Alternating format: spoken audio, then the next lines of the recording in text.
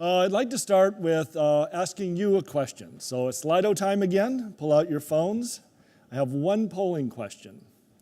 So we're going to be talking about valuation today.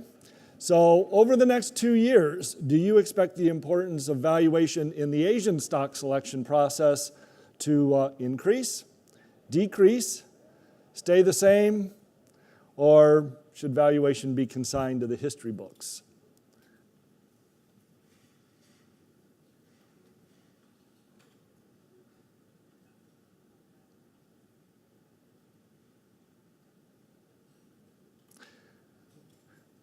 Well, I'd say this is an encouraging sign considering how poorly valuation as a selection factor has worked over the last few years as growth has been rewarded and value has kind of been ignored. We've seen this kind of happen globally. If you'd selected the last one, throw it away, it's obsolete, I would have considered that a contrarian factor. Maybe valuation's ready to work even better. Right? So I'm glad to see that valuation is still something that you consider as part of your investment process. I'll devote most of my talk to that. So we can pull up the slides, sorry. So I'll talk about valuation for a couple reasons today. First of all, I was really encouraged by the polling question I saw in a previous research topic discussion where we asked, how are you going to deal with the challenges of research in a MiFID II world? And the majority of you said, we're going to spend more time devoted to data. Right? So that's been the world I've been part of for 13 years now, is evangelizing the use of data as part of an investment research process. So this plays in nicely with that. Also, the reason I'm talking about valuation is especially intrinsic valuation models like dividend discount models and DCFs are highly sensitive to input errors. Right? It's that old adage you heard one of our panelists say earlier today, garbage in, garbage out.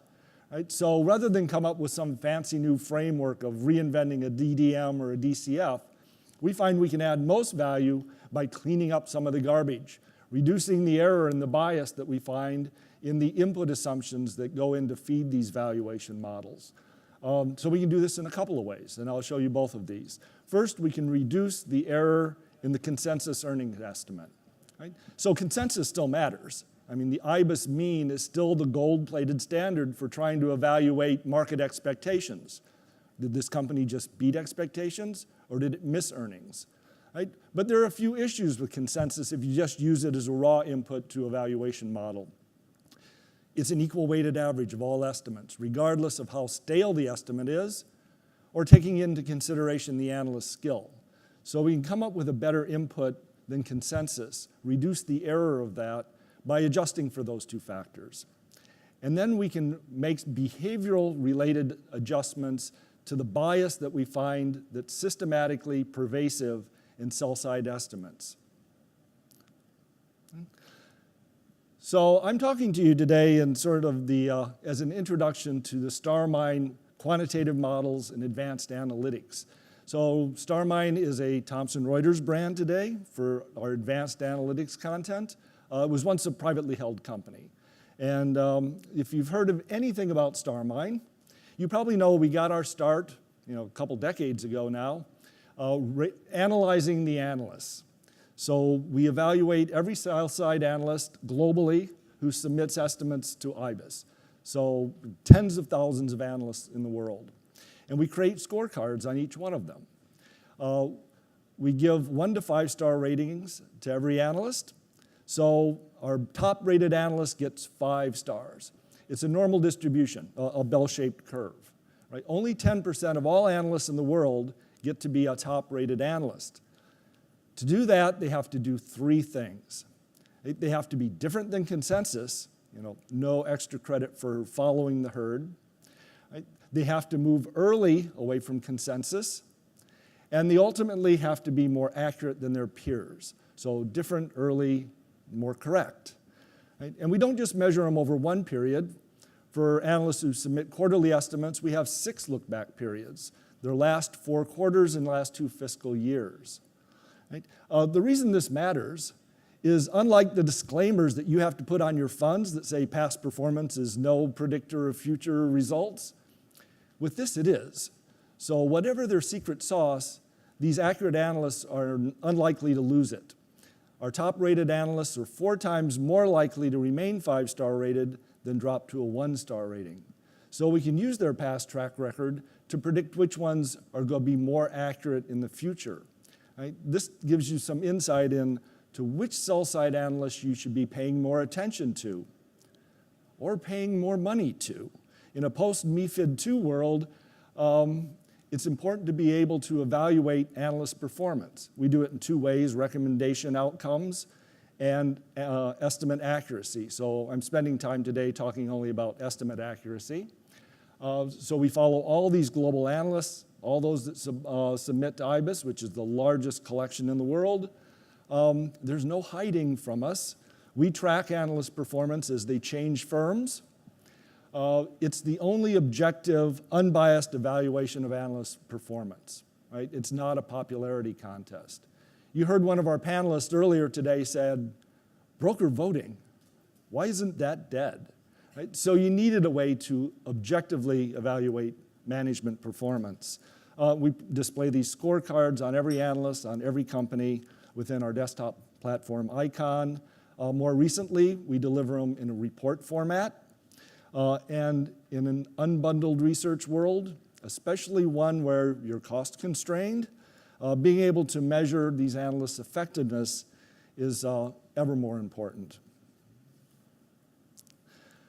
We also use our insights into analyst performance to create the StarMine Smart Estimate. So this is our way of creating a more accurate than consensus forecast. And we'll do it by placing more weight on the more accurate analysts and the more recent estimates. You know, there's a lot of stale estimates in some consensus forecasts. How do you determine what's stale and fresh, though? And we have kind of a novel approach to that. You could do something really simplistic, like say, well, if it's 30 days old, it's fresh, and if it's older than that, it's stale. You can do better than that. We use what we call a revisions cluster. It's a fancy way of saying, if a third of these company experts have revised and published new numbers within a few days of each other in the same direction, they're obviously responding to something they consider to be an important development at the company. Right, so we include those in the SMART estimate. The analysts who are lagging behind a little bit, who haven't yet gotten around to revising, we'll consider those estimates for the moment to be stale. Until they revise upward or downward, then they also move into the cluster. So the laggard analysts will mark their X cluster. Anything older than 120 days, will mark X age. There's a reason that that analyst with the really old estimate is a 1-star rated analyst. And the reason I've kind of masked that out, normally you'd see the analyst name and the brokerage firm that they're associated with is, I don't need to embarrass the 1-star analyst. And then among those that remain in the revision cluster, you can see that's only about maybe a third of the 13 that we started off with. We give the most weight to the 5-star rated analyst, if there is one. So you can see that analyst now gets 25.1% weight in the SMART estimate. It would have been just 1 of 13 otherwise. We put a green box around that because this analyst has exhibited behavior that's fairly unusual. He or she has stuck his neck out, right? So analysts tend not to do that, right? They'll revise up a little bit, and then they'll kind of look around and see what their peers are doing, looking for confirmation. If they move in the same direction, say, I must be right, and they'll move up a little bit more. Rarely do they take a big leap all at once. That's a pretty bold action. When they do it, we'll highlight it, and we call it the bold estimate. So this analyst has stuck his neck out. He's almost 18% above consensus. Right? So this gives us a very different outcome than what we would have gotten just with the consensus. So the SMART estimate becomes especially interesting when it's significantly different than consensus. So we call the percentage difference between consensus and the SMART estimate the predicted surprise percent. It's useful for several things, right? It's predictive of the direction of future revisions. So all those laggard analysts who are still out of the revision cluster, when they get around to revising and move into it, they're likely to be moving in the same direction for much the same reason. So that'll move the consensus closer to the smart estimate. You can see it's trying to catch up there. So the consensus is in blue and the smart estimate's in gold. If they don't catch up before the company reports, we get the direction of those earnings surprises correct 70% of the time, whether it's a positive surprise or a negative surprise. So I've kind of covered the beginning here. How do we take sort of near-term forecasts and reduce the error in it? So getting rid of some of the garbage is an input to an intrinsic valuation model. Next, I'll show you how we reduce some of the bias. Right? It's probably not going to be surprising to you when I tell you that we find that most sell-side forecasts are too optimistic. But what do we do about that? You know, you can give everybody just a haircut, but that's a pretty simplistic way of doing it. You know, analysts introduce more bias than just simply extrapolating past results. So you can see here that compared to historical extrapolation, analysts add almost an equal amount of bias. So as we look at sort of the year 5 into the future forecast, there's 25% too much bias in those forecasts. You're likely overpaying for these stocks. We find that there's some systematic things that are going on here. The companies that are forecasted to grow fastest are the ones in which we find the most optimism bias. Forecasts that are farther into the future have much more bias than those that are like closer to being reported. And I think the reason for that is several-fold. I don't think, unlike what analysts were accused of back in the day during the global settlement, is that there's like conspiracy. I don't think there's collusion here between companies and analysts. I think there's optimism bias just because of human nature. If I turn away from all the financial literature and the academic research and turn instead to studies of psychology research, we see evidence of optimism bias in all kinds of places. So people expect to complete personal projects in less time than it actually takes them to complete them. Oh, we've never seen that before, have we? I don't think Hofstadter should deserve to create that as his law. Second-year MBA students are found to overestimate the number of job offers they're going to receive and their starting salaries. Okay, maybe not in San Francisco where I'm from. They're probably pessimistic. But this was 85. Newlyweds almost uniformly expect that their marriages will endure a lifetime, despite evidence to the contrary. I hope so. They're newlyweds. And people generally expect bad things to happen to others, but not to themselves. Right? So we see a pervasive tendency for humans to be overly optimistic. I guess that's better than the opposite. And I think it does explain a lot of the bias that we find in analyst forecasts. And the fact that analysts don't fully account for the reversion to the mean tendency of growth rates. I mean, if you read the financial literature, reversion to the mean is a recurring theme. And we see it especially true in growth rates. Abnormal growth rates, especially fast growth rates, are not nearly as persistent as many people assume. So I'll explain this chart a little bit. Starting over on the left in the vertical column, we put companies based on their growth rates, trailing compound annual growth rates over the last 3 years, into one of 10 buckets, ranging from very negative to very positive. We do this on thousands of companies globally over a long period of time. Actually, I think there's over 1 million companies in here. And then we run the clock forward, as only quants can do, and see how that growth rate changes over time. Notice that by the time I'm out here at year 6 or 7, all these colors are mixed together. They're all on top of each other. There's a strong convergence here, so a reversion to the mean tendency. Growth rates are not terribly persistent, right? So I think a lot of the optimism bias comes from analysts just kind of extrapolating those, putting a ruler on it, and extending it out too far into the future, assuming these fast-growing and slow-growing companies will continue that way for longer than they actually do. Here's some more evidence of the optimism bias and the failure to account for a reversion to the mean in longer-term forecasts, so sort of years 2 to 5, kind of that long-term growth estimate period. And the blue line would represent the perfect analyst. You know, if they say, we forecast 12% growth, the company would actually grow 12%. We're looking at the forecast on the horizontal axis and the actuals on the vertical. You can see analysts are fairly accurate for moderately growing companies. Those growing at, say, 8 to 10 or 12%. So the red actual line is pretty close to the blue ideal line. But then looking at growth rates in 10 different deciles, 10 different buckets, looking at the median growth, you can see that there's a big deviation from the ideal for these faster growing companies. Remember I said we see more optimism bias for faster growing companies? Here's the evidence for that. So this fastest growing group here, where the implied growth rate based on analyst forecast is 36% growth, it's going to come in at half that level. So if you're doing something like a ratio analysis, let's put a PE ratio on a company and look at its estimates out a few years in the future, you might think you're paying a reasonable multiple for this growth stock, or worse still, you're using a PEG ratio.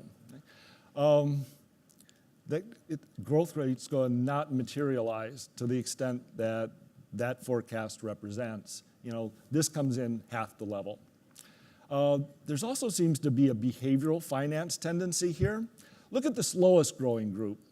Here, analysts forecast only 4% growth for that collection of companies. In that case, they're actually going to grow twice as fast as forecasted. Right? So I think the behavioral finance guys would say this is anchoring, something like that, where you look at more recent results and assume it persists into the future. So in that collection of companies, analysts tend to be too pessimistic. We'll adjust for that too. So turning away from our own research, we see some confirmation of it in the academic literature. So Professor Lakonishok at the University of Illinois and a couple of his collaborators a few years ago published some results in the prestigious Journal of Finance, said much the same thing that we concluded. Analyst investors seem to believe that many firms' earnings can consistently grow at high rates for quite a few years. The evidence suggests instead that the number of such occurrences is not much different than we might expect from sheer luck. Right? So we don't want to rely on sheer luck. We're trying to put the odds in your favor. We also see a failure to fully account for the reversion to the mean in returns. So looking at ROE, you can see that also fades, but not nearly as dramatically. Again, starting with our 10 buckets based on ROE, you can see that while the top ROE group goes from about 40% ROE to 20%, I mean, they're losing half their competitive value there. The rank order of all those lines stays intact. Those that have the highest ROE stay there. Those that have the lowest ROE stay at the bottom. So if you're looking for a competitive advantage of a company, don't focus on growth rates. Take returns into consideration. This must speak to the business model that they use. Right? But we do need to also account for the fact that there is a reversion tendency in returns as well as growth rates. So this is how we put it all together. This is a screenshot out of Icon looking at intrinsic valuation. We don't build black box quant models. You know, a black box is not going to do you any good. You can't trust a black box, and you can't take a deep dive into a black box. So we show all our math, and it's probably an eye chart for many of you. But the top numbers there in blue show we start with the smart estimate, and we have actual estimates for the first 3 years. We don't have estimates for years 4 and 5. So that first 5-year period will be the abnormal growth period of a 3-stage dividend discount model. We do have an IBIS long-term growth estimate for years 4 and 5. So we can multiply. Right? So we can calculate earnings per share for years 4 and 5 based on LTG. Then we apply our bias adjustments. So this is where we reduce those estimates based on the company's forecasted growth level and how far into the future it is. So you can see here there's little minus signs. We're giving these estimates a bit of a haircut because it's a faster growing company. In that extreme case where analysts are too pessimistic, we'd actually add a few cents for EPS to those years. Right? So now we have a stream of earnings, years 1 through 5, adjusted for optimism. We assume the companies mature at year 15. You can override those assumptions with your own projections if you like. But if you get it as a feed, these are the default assumptions. And then we fade growth from the end of year 5 to mature growth at year 15, either up or down. We say steady state growth is 6%. Remember my growth convergence chart where they all ended up as a single place in year 10? Well, that single point was 6% growth. So we let the data tell us what the right number is for that. Then making some assumptions and using current payout ratios, assuming a payout ratio of 50% at maturity, we can turn a stream of earnings per share into a stream of dividends per share and then discount that back to present value. So that's our way of improving on a dividend discount model, rather than come up with some exotic variation on a DCF or a DDM. So cleaning up the input assumptions. We can also reverse engineer these kind of models. So while many of you, I was encouraged to see, still think that valuation matters, a lot of growth managers won't place a lot of emphasis on valuation models, looking at PE ratios or intrinsic valuation models. But identifying companies that will grow faster than the average company is only half a growth manager's challenge. The other half is figuring out how much of that growth is already priced in. And that's where reverse engineering a model like this, instead of putting in our assumption for growth and solving for fair value, putting in the current price, assuming that's fair value, that the market's got it right, and then solve for growth. It's like, how much growth is already priced into the company's stock?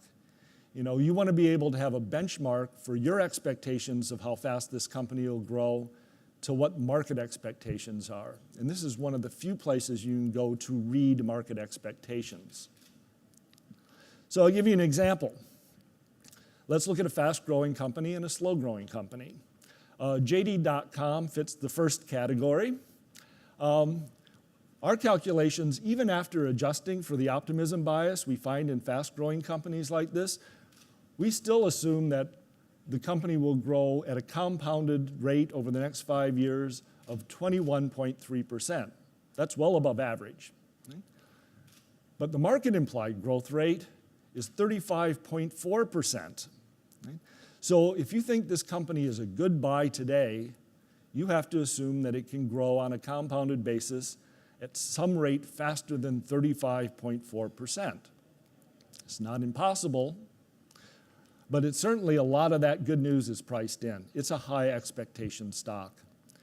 A high expectation stock in a fully valued market could have a lot of potential downside. Let's compare that to Fosun. Fosun, we project to grow at a slower rate of 9.5%. But look what market expectations are. The market implied growth rate is a minus 1.5%. So it's clearly a very low expectation stock. What's priced in is a contraction in earnings on a compounded basis. Right? So if you think the company can grow better than that, it may be undervalued. If we look at the 10-year compounded growth rate, Fosun has a 10-year compound annual growth rate of just 0.5% versus JD.com's at 25.2%. So how likely is a company to be able to sustain growth, given my convergence chart, of 25.2% over a 10-year time frame? Well, let's turn back to what Professor Lakanishak has to say about that. How realistic is this 25.2%? Well, he used a cutoff at 29%, so not that far away, but said, going by historical record, only about 5% of surviving firms do better than a growth rate of 29% over 10 years. And in the case of large firms, less than 1%. Right? So again, it's not impossible, but it doesn't look like the odds are in your favor. This sounds a lot like his sheer luck comment earlier. So what have we learned from this? Analyst estimates are systematically too optimistic. That seems to be driven by the fact that analysts don't fully consider the strong reversion tendencies in growth rates. Abnormal growth rates, high growth rates can't continue forever. Returns also revert to the mean, but we can make systematic adjustments that can improve analysts' forecasts. Right? So this can help you with better valuation models, and it works for both fast-growing companies and slow-growing companies. If you'd like more information about this, we have a series of quant models we built. This is just one, but we have white papers on all of them. If you'd like to see this white paper that goes into even more detail, we're happy to give it to you. I have a number of our sales representatives here today. See one of those, or you can go to financial.tr.com. And with that, I think we have time for a few questions. So you can either raise your hand or, oh, here we go on Slido. Is there any circumstances where it's justifiable to provide more than one price? One client prefers Europe close versus, that's the last one. Yeah, I was going to say, no, that doesn't seem to apply. I'll give you a few minutes for these questions to show up.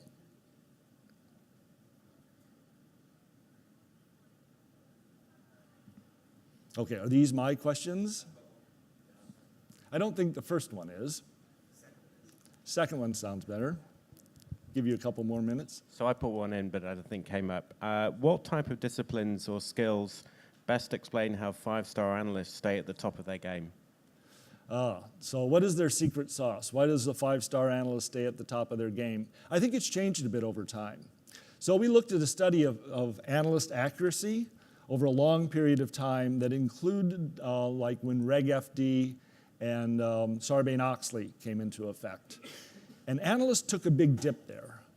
So I think if you would have looked at, what was his name? Rich, he was the top-rated analyst for Microsoft. He used to take the CFO out to dinner every quarter. And coincidentally, he had the most accurate forecasts. Right? So maybe his skill was being friends with the CFO and having dinner and reading body language. They took a big slump after Reg FD when there could no longer be selective disclosure. So I think they had to relearn tricks. You know, the old ways of doing things, which was being chummy with management, stopped working, and they had to find some new skills. But either they did, or the analyst community turned over, and they found new skills that seemed to be persistent. So, you know, this is often a team effort, even though it's, you know, represented by one lead analyst name. So maybe they have a large team and lots of resources. Maybe they're good at doing things like channel checks and other sort of independent variations. The data doesn't exactly explain itself, but because we saw a slump in the skill and return to it, you know, I think it's what makes an analyst good at their job. Do you measure analyst accuracy overall or by stock? What would you do if analyst changes coverage? We actually do both. So we look at analyst accuracy, stock by stock, and then we give them an overall score, looking at their entire coverage universe. So every analyst has their own unique collection of companies that are inputs to their overall score based on their coverage universe. What do you do if analyst changes coverage? Well, if they have no track record, so this is a company they just picked up for the first time, we'll assume they're 3 stars, that they're average until they prove otherwise. So we do have some minimum period of time in which they have to have coverage, or we mark it insufficient coverage. So it's a good question. Yes? Can you speak to the depth of analyst coverage? So presumably the benchmark companies have the largest number of analysts covering them. Are they more accurate? Does that mean that there's less opportunity for alpha generation from something like this? And vice versa, if you move further away from the benchmark and there's less coverage, does this still work? Yes, so to a degree. So if there's only one analyst, obviously the smart estimate and the consensus will be the same. So we don't have an opportunity to add value there. But we find that if we look at the value added by incrementally adding more estimates, more analyst coverage, it's asymptotic. You know, it falls off pretty quickly. So you get a lot of value going from, say, 2 analysts to 5 analysts, right? But then there's a diminishing return after that. So, you know, for example, I would hate to be the 41st analyst covering Apple or Google and trying to say something that hasn't already been published, right? So it's harder for them to add more value. And so we also find that, you know, once you get past about 10 analysts, that there's the law of diminishing returns. So that's kind of the sweet spot in there. My clock is telling me that we're out of time, but I'm sticking around for the entire conference. I'm really enjoying hearing the other speakers and be happy to take questions privately. So thank you.